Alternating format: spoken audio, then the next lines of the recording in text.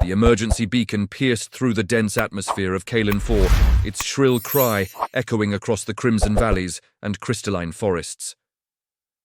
Commander Jake Morrison pulled his unconscious crewmate from the wreckage of their survey shuttle, the acrid smoke of burning fuel stinging his eyes. The alien landscape stretched endlessly before them, beautiful yet utterly hostile. "Come on, Anna. Stay with me," Jake muttered, checking her pulse. The young xenobiologist's breathing was shallow but steady. Her auburn hair was matted with blood from a head wound, and her left arm hung at an unnatural angle. They needed shelter, and they needed it fast. The twin suns of the Kalen system were already setting, painting the sky in shades of violet and gold.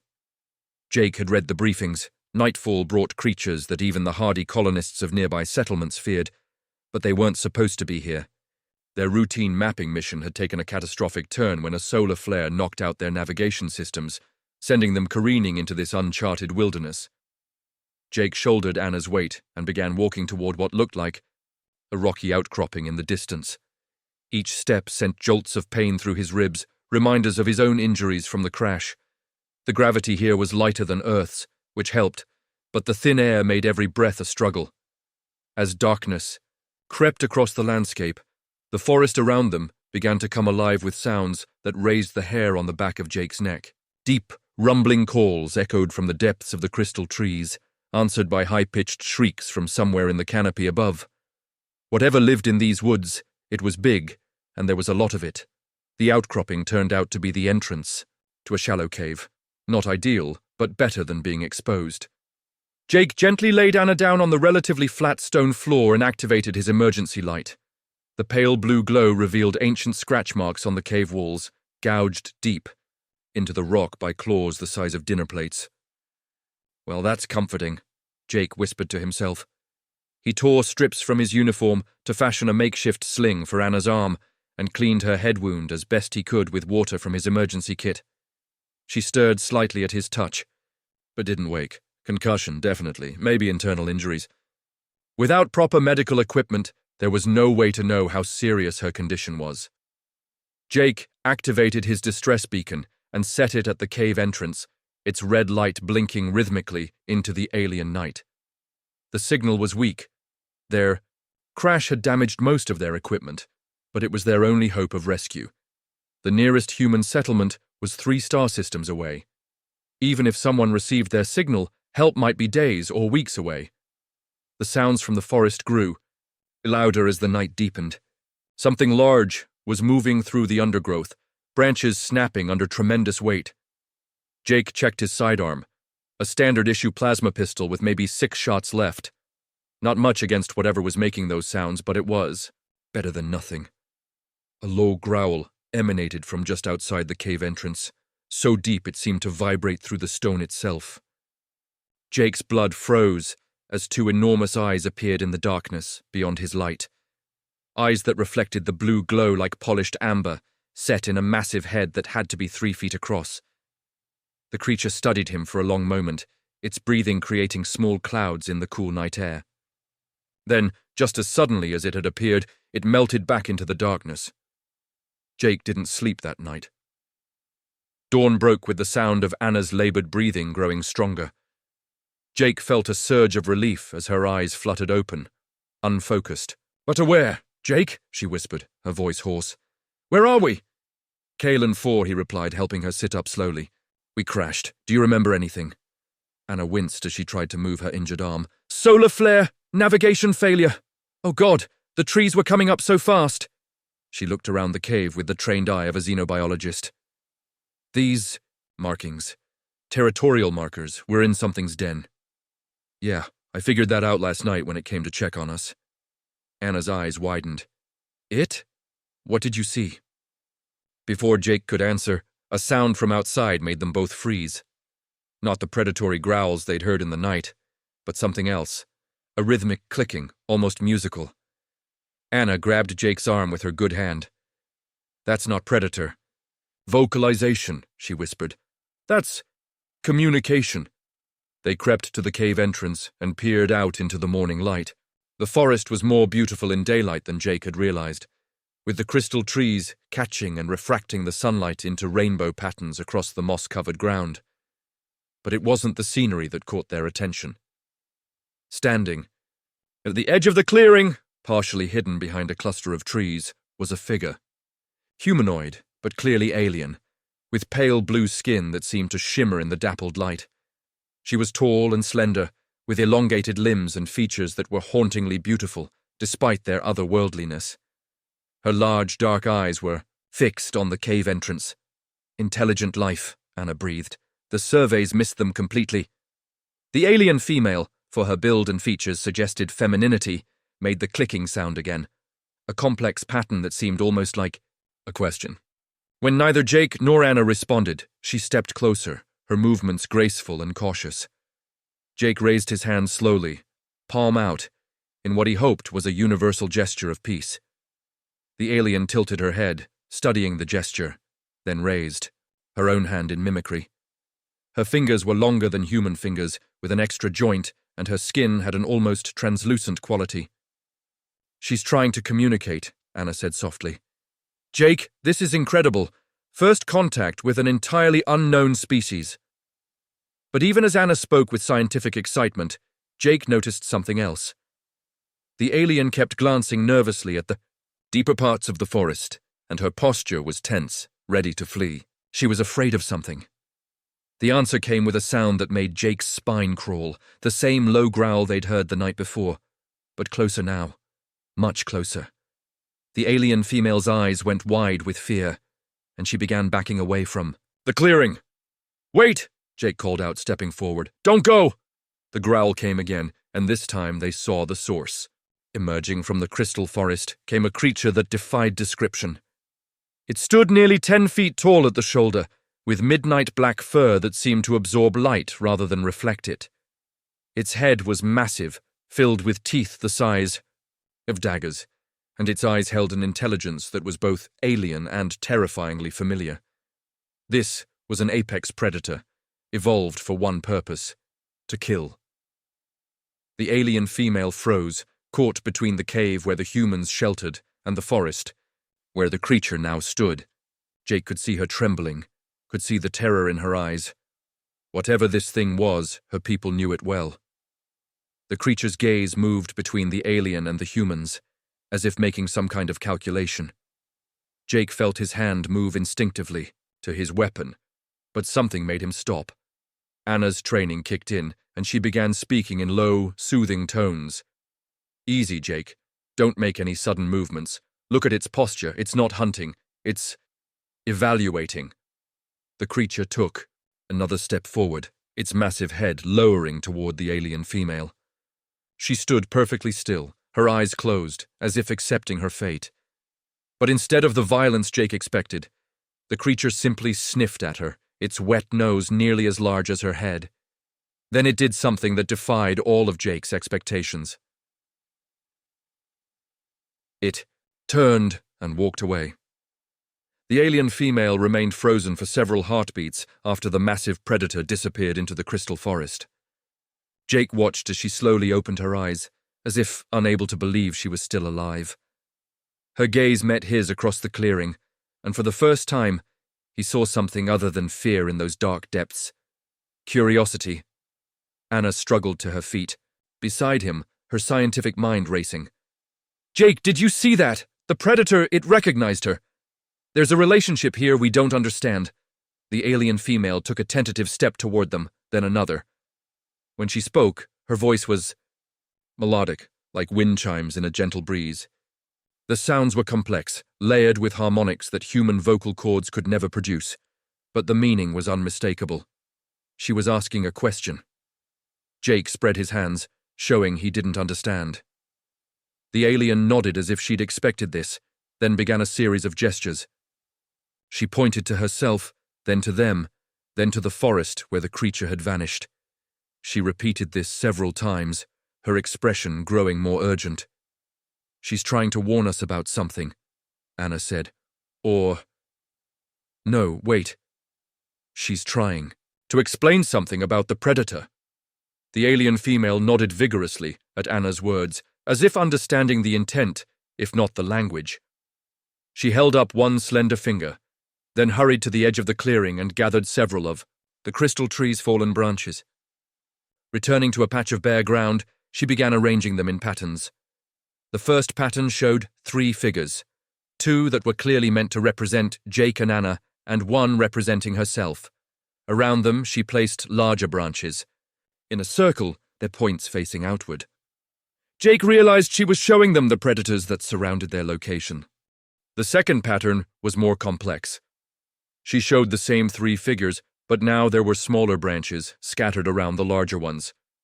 When Jake looked confused, she made a sound like a human infant crying, then pointed to the small branches. "Babies," Anna whispered. "She's showing us that the predators have young." The alien female nodded again, then created a third pattern. This one showed one of the human figures approaching the large branches, but instead of being attacked, the figure was allowed to pass through. She looked directly at Jake as she did this, her meaning clear. "She thinks the predator will let us pass," Jake said slowly. "But why?" Before the alien could attempt another explanation, they heard it. The soft whimpering of young animals, in distress. The sound was coming from deeper in the forest, in the direction the massive predator had gone. The alien female's expression became urgent, and she gestured for them to follow her. "Anna, you're in no condition to—" "I'm going," Anna interrupted, using Jake's shoulder to steady herself. "This is too important. We need to understand." They followed the alien female into the crystal forest, Jake supporting Anna's weight while keeping his free hand near his weapon. The trees here were ancient, their crystal formations creating a natural cathedral that filtered the sunlight into ethereal patterns. The whimpering grew louder as they walked, joined by a deeper sound, a gentle rumbling that Jake recognized as purring. The clearing they entered took Jake's breath away. The massive predator from earlier was lying on its side, and nestled against its warm belly were 3 cubs, each one the size of a full-grown dog, but clearly infants. Their eyes were still closed, and they mewed softly as they searched for their mother's milk. The alien female stopped at the edge of the clearing and gestured for Jake and Anna to wait. She made the clicking sound again, and the mother predator raised her enormous head. For a moment, the 2 species regarded each other, the delicate, ethereal alien and the deadly apex predator. Then the predator made a sound that was almost conversational, a low rumble that seemed to carry meaning. The alien female responded with her own complex vocalizations, and Jake realized he was witnessing a conversation between 2 entirely different species. After several exchanges, the alien turned back to them and gestured them forward. "She's asking permission," Anna whispered in amazement. "The predator is giving us permission to approach." Jake felt his heart hammering as they walked slowly across the clearing.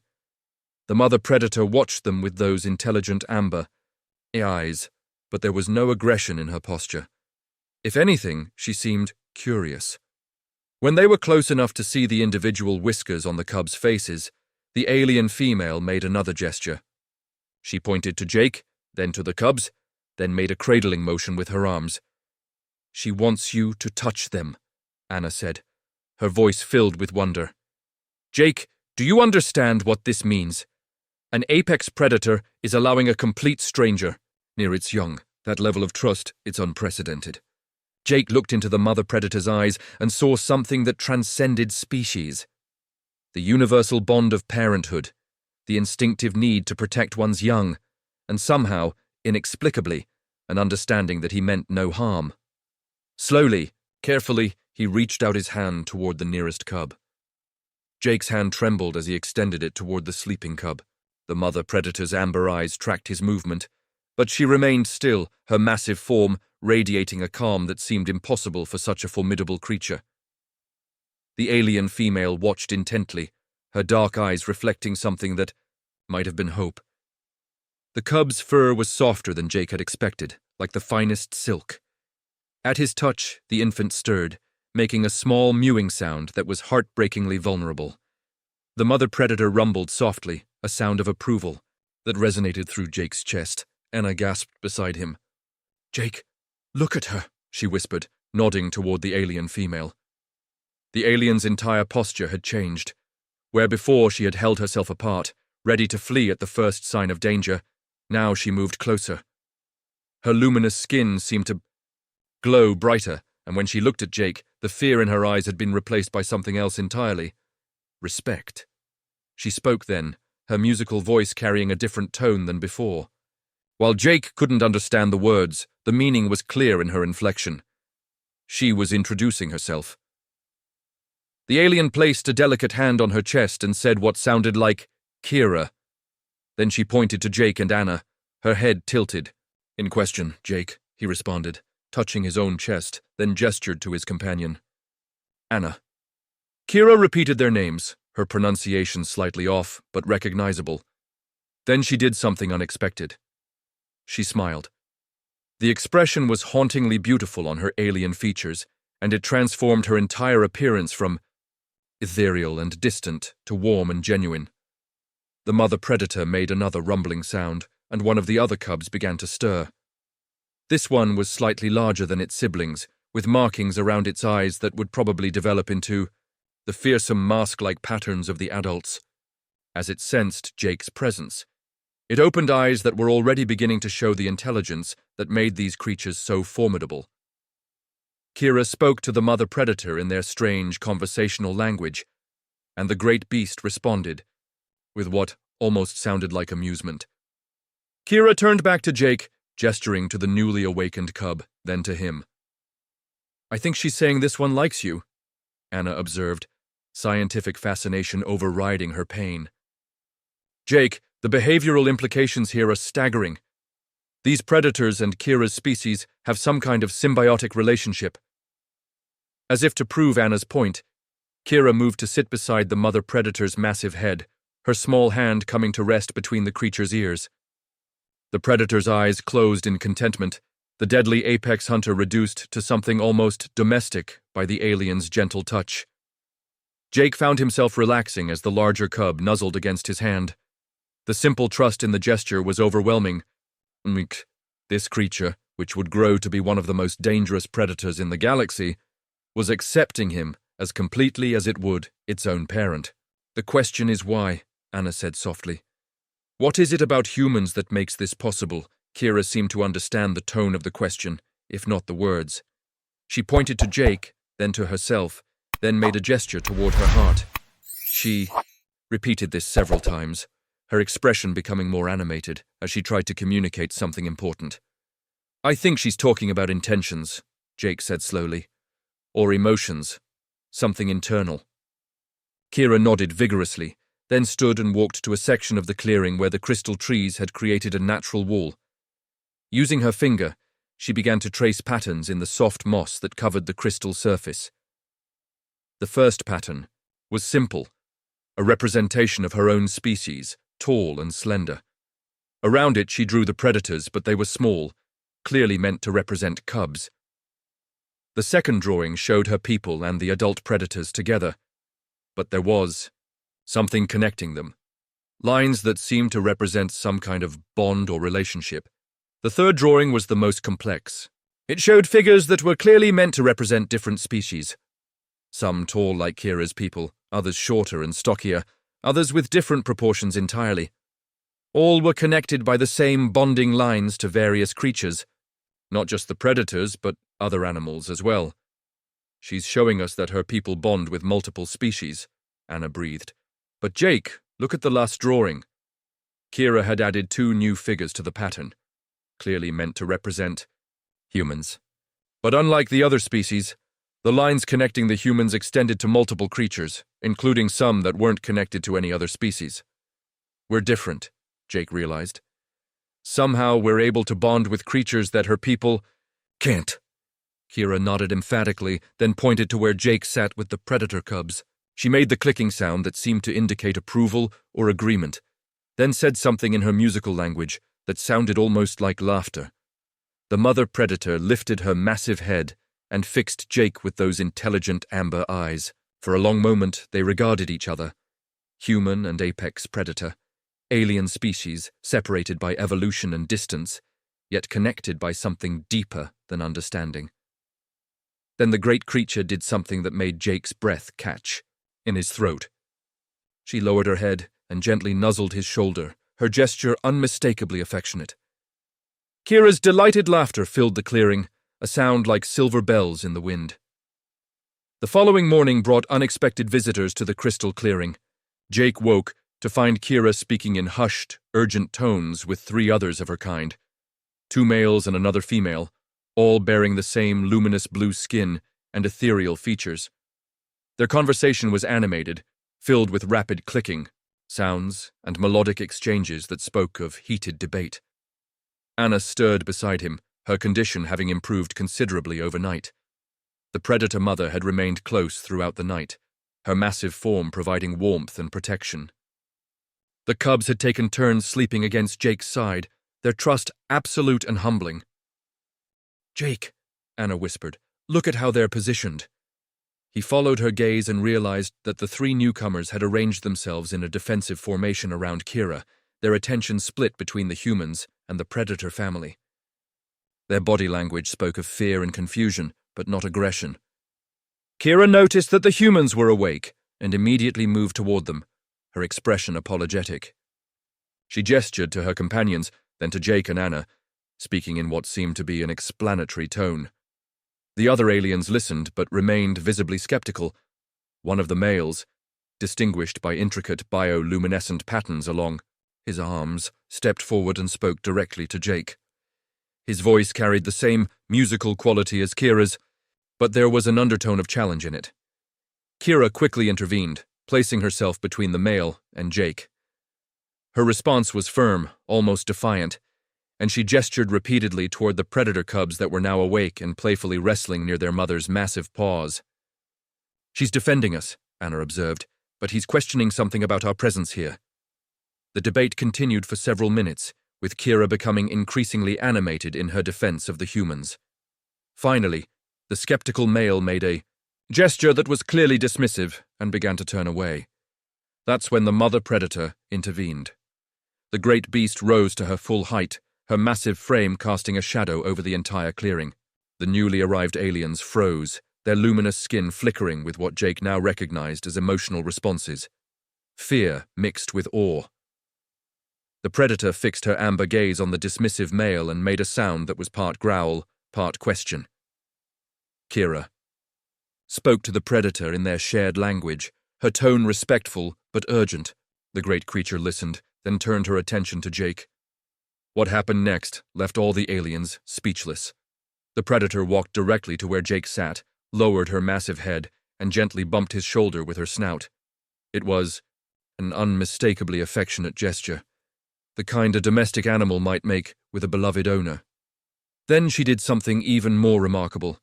She carefully picked up one of her cubs in her mouth and placed it in Jake's lap. The silence in the clearing was profound.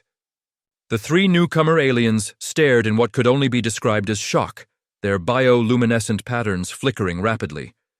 Even Kira seemed surprised by the depth of trust the predator was displaying. The cub in Jake's lap settled comfortably, its tiny purr vibrating against his chest. Its siblings immediately moved closer, seeking their own contact with this strange creature their mother had deemed worthy of such trust. The skeptical male alien approached slowly, his earlier dismissive attitude replaced by wonder. He spoke to Kira in subdued tones, his questions now carrying respect rather than challenge. Kira responded with what seemed like explanations, gesturing to the predator family, to Jake, and then to patterns she began tracing in the moss. Jake recognized some of the symbols from the previous day, the representations of different species and their bonding capabilities. Anna struggled to her feet, using Jake's shoulder for support. "They're discussing evolutionary theory," she said quietly. "Or something analogous to it. Look at the patterns she's making." The drawings Kira created were more complex than before, showing branching lines that resembled evolutionary trees. She pointed to different branches, then to the various beings present, her people, the predators, and notably, the humans. One pattern caught Jake's attention. It showed the humans on a branch that diverged early from the others, but instead of growing apart, it curved back to intersect with multiple other branches. "She's showing that we're connected to all of them," Jake realized, "but in a different way than they connect to each other. The female newcomer, smaller than the others but with more elaborate bioluminescent patterns, approached cautiously. She spoke to Jake directly, her voice gentle and questioning.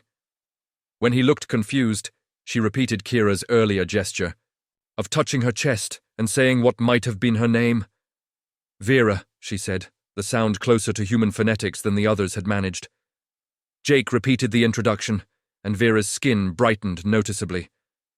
She turned to her companions and spoke rapidly, her excitement evident. The predator mother watched this exchange with apparent amusement, her massive head tilted in an almost human expression of interest. When Vera tentatively extended her hand toward one of the cubs, the great beast made an encouraging rumble. The cub sniffed Vera's delicate fingers, then allowed her to stroke its soft fur. But there was a difference. While the cub accepted her touch, it didn't seek her out the way. It did with Jake. It was tolerance rather than the active bonding they'd witnessed with the human. The predators distinguish between species, Anna observed. They can accept others, but they bond with us. As if to emphasize the point, the mother predator moved to lie down beside Jake, her massive form creating a warm wall against his back. The cubs immediately began climbing on both of them, treating Jake as an extension of their family unit. The three alien visitors exchanged glances that needed no translation. Whatever they had come here believing, they were leaving with an entirely different understanding of what humans represented in the cosmic order. 3 days passed in the crystal clearing before the real test came. Jake had begun to understand the complex relationship between Kira's people, who he learned were called the Luminari, and the apex predators, known as the Vorthak. The bond was ancient, stretching back thousands of years, but it was one of mutual respect rather than true partnership. The Vorthak tolerated the Luminari presence and occasionally provided protection in exchange for the Luminari's ability to treat their injuries and illnesses with advanced biomedical techniques. But what was happening with Jake was unprecedented.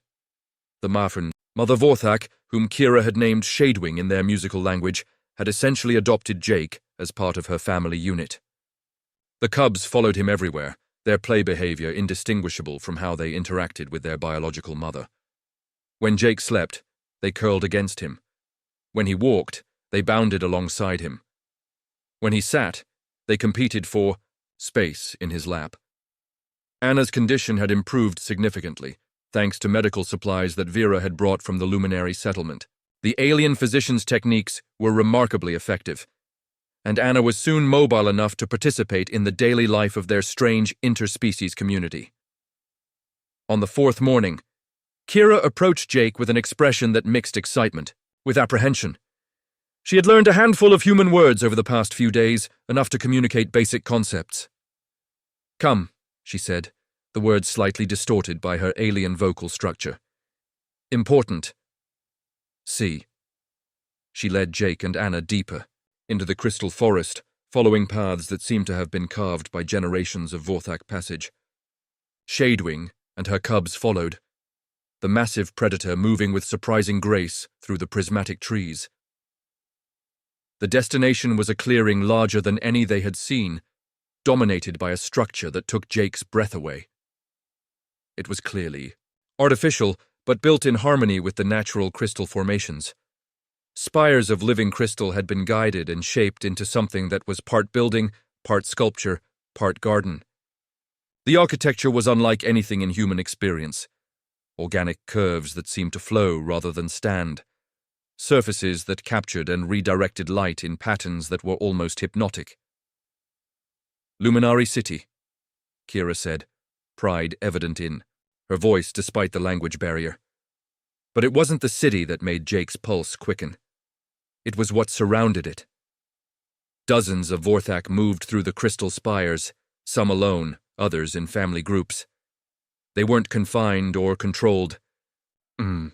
They moved with the easy confidence of creatures in their natural habitat, and among them, Jake could see Luminari going about their daily lives. The two species coexisting in a way that spoke of deep, mutual understanding. But there was something else. Other creatures moved through the city as well. Things that looked like 6-legged horses with gossamer wings, predatory birds the size of small aircraft, serpentine beings that flowed like liquid mercury. All seemed to have some relationship with the Luminari, though none as close as the Vorthak. Bonds, Anna whispered.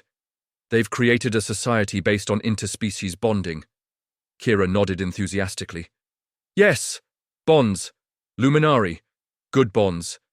But she struggled for the words, then resorted to gestures.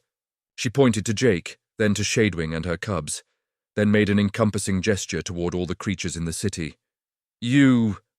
better bonds. They were met at the city's edge by what was clearly a delegation of luminary leaders. Jake counted, at least 12 individuals, their bioluminescent patterns more elaborate and varied than any he had seen. At their head was an ancient luminari, whose skin seemed to contain entire constellations of light. The elder spoke with Kira at length, their conversation too rapid and complex for Jake to follow even the emotional undertones. But he noticed that several of the other leaders kept glancing at him, their expressions ranging from curiosity to something that might have been hope. Finally, the elder approached Jake directly. When he spoke, his voice carried the weight of vast age and accumulated wisdom. Kira translated haltingly. He says, "You are first of your kind, first human, here. But old stories tell of others like you, from far stars, who could bond with all life." The elder continued speaking, and Kira's translation became more animated. "Long ago, great danger came. Dark hunters from void spaces, nothing could stop them. But the bonded ones, the ones like you, they brought all life together. All species as one. The darkness was defeated." Jake felt a chill run down his spine. "Kira, are you saying that humans have been here before?" "Not here," she corrected. "Other worlds, other times, but same gift, same ability to bring bonds, where none existed." The elder made a gesture, and one of the younger Luminari approached, leading a creature that made Jake's breath catch. It was beautiful and terrible at the same time, clearly a predator, but unlike the Vorthak, this creature was sleek where they were massive, quick where they were powerful. Its hide shifted colors like an oil slick, and its eyes held an intelligence that was both alien and unsettling. "Vexthara," Kira said, her voice dropping to a whisper.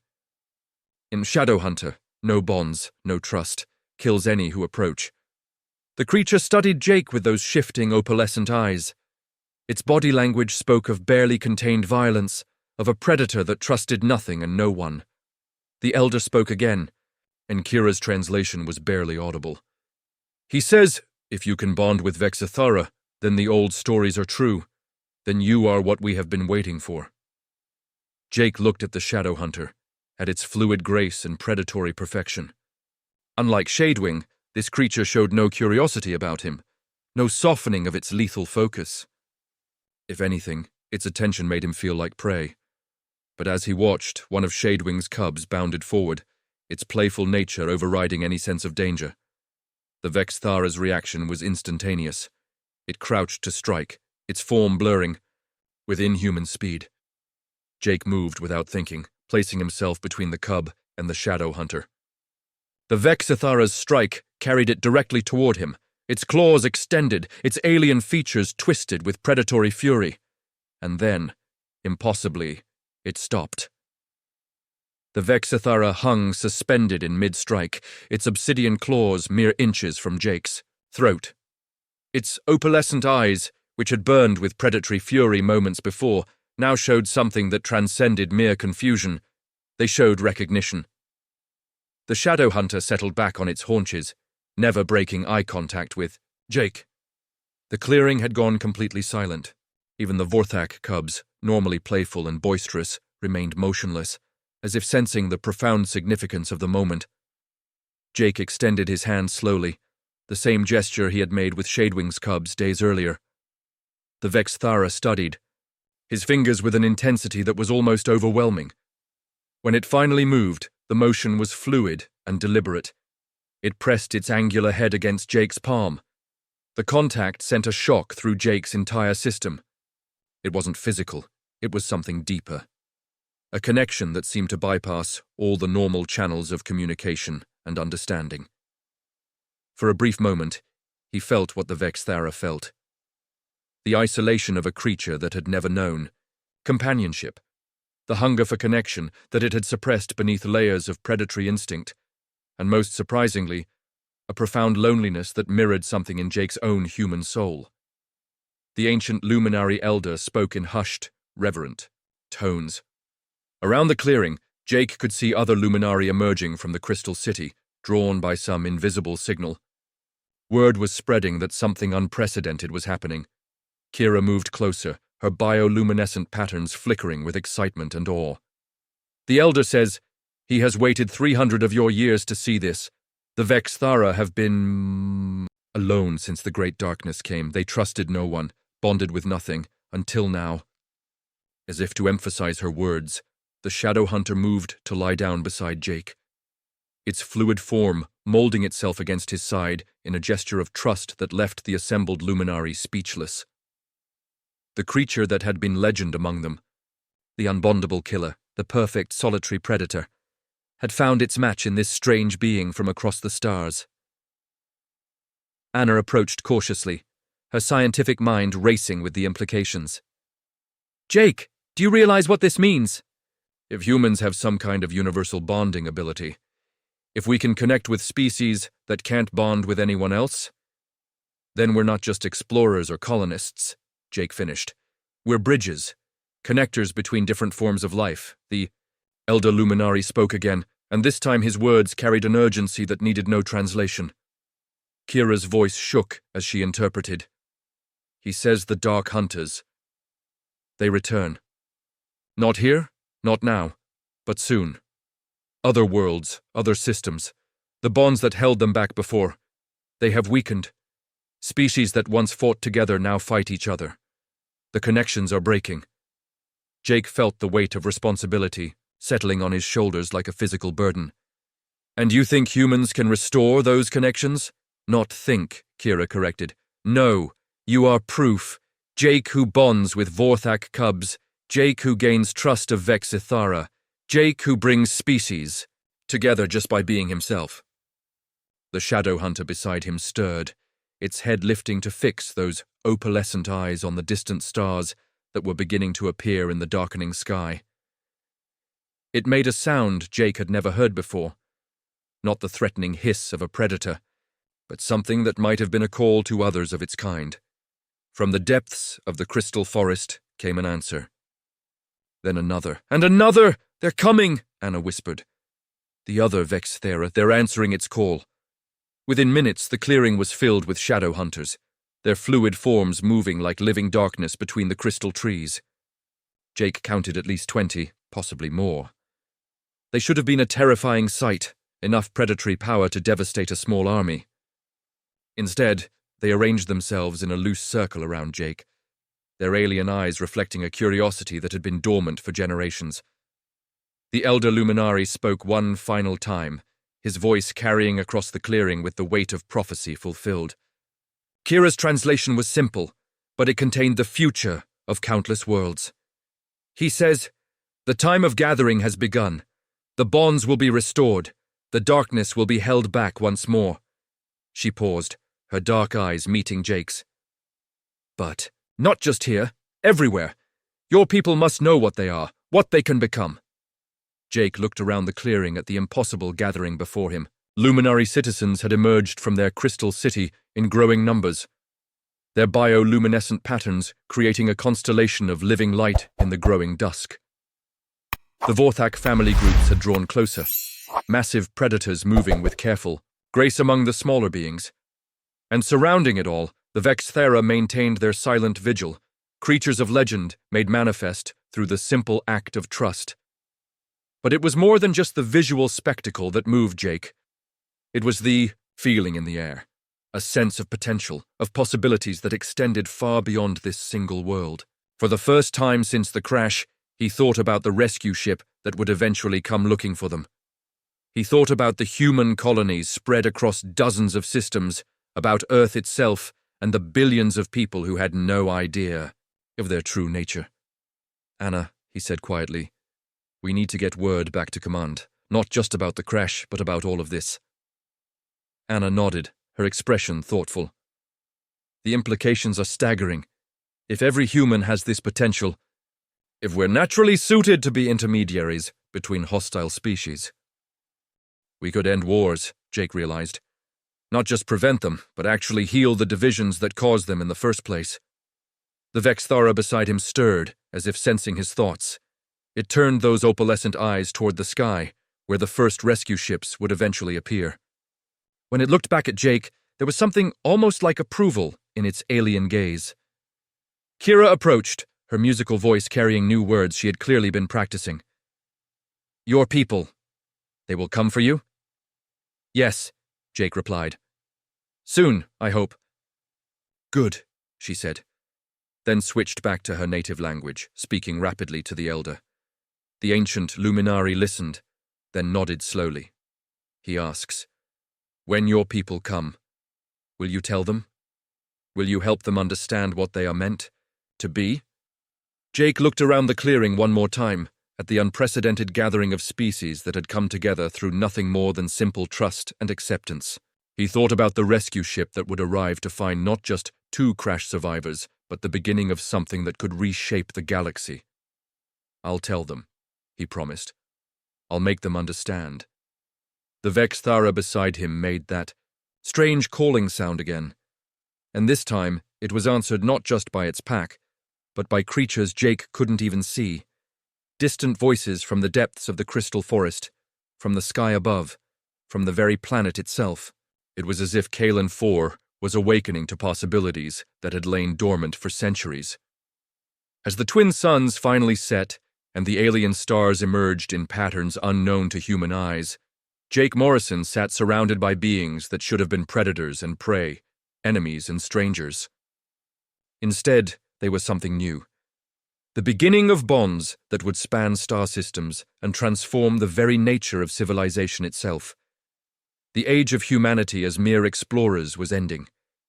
The age of humanity as the bridge between worlds had begun. When the rescue ship finally arrived 3 weeks later, its crew found something unprecedented in the annals of human exploration. They found their missing colleagues not as survivors of a crash, but as ambassadors to an entire ecosystem of intelligent life. They found a human who could walk among apex predators as a trusted family member, who could forge connections with species that had remained isolated for millennia. Most importantly, they found proof of humanity's true purpose among the stars, not as conquerors or colonists, but as the living links that could bind a fractured galaxy together. The rescue became first contact. First contact became alliance, and alliance became the foundation for something greater than any single species had ever imagined. The darkness between the stars would return, as the ancient prophecies warned. But when it did, it would find not scattered, isolated worlds, but a galaxy united by bonds that transcended evolution, biology, and the vast distances between suns. It would find humanity doing what they were born to do, bringing life together, in ways that made the impossible not just probable but inevitable. And at the center of it all, on a crystal world orbiting twin suns, an apex predator would continue to trust a human with her cubs, while shadow hunters who had known only solitude would remember what it meant to belong to something greater than themselves. The galaxy would never be the same,